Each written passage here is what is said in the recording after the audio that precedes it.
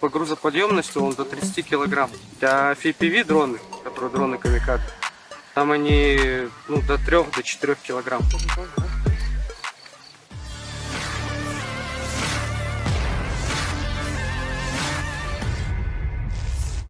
Militer Rusia baru-baru ini merilis sebuah video di saluran Telegram pada Rabu 5 Juni 2024 memperlihatkan aksi senjata barunya. Dalam narasi unggahan dituliskan Rusia sedang memamerkan senjata baru mereka yang dinamai Kamikaze Katak. Kamikaze Katak berpenggerak roda 4 sederhana dengan kendali jarak jauh. Daya dukung perangkat ini adalah 30 kg dan kamera internal memungkinkan operator menghindari rintangan, mengarahkan secara tepat ke sasaran. Katak mampu mengenai sasaran pada jarak lebih dari 3 km. Keefektifan kendaraan tak berawak terbukti dalam misi pertama kalinya meledakkan posisi musuh di arah Avdiivsky.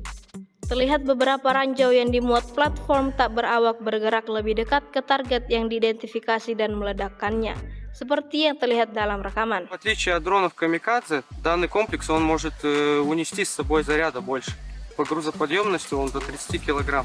Для FPV дроны, которые дроны камикадзе, там они до 3-4 килограмм.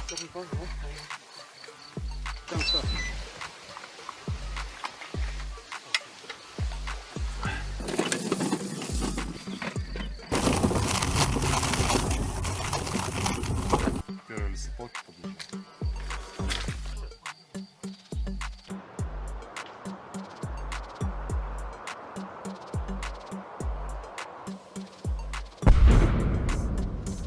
Было первое боевое применение, получается, до этого только на полигоне мы ее испытывали. Там был пулеметный расчет противника, дистанция до него была 800 метров. Ну и все, спокойно доехали, также нас Мэвик вел, чтобы не ошибиться именно, где этот пулеметный расчет, как бы подкорректировал нас. Прям к бойнице, получается, подъехали и подорвали. Download Tribun X sekarang, menghadirkan lokal menjadi Indonesia.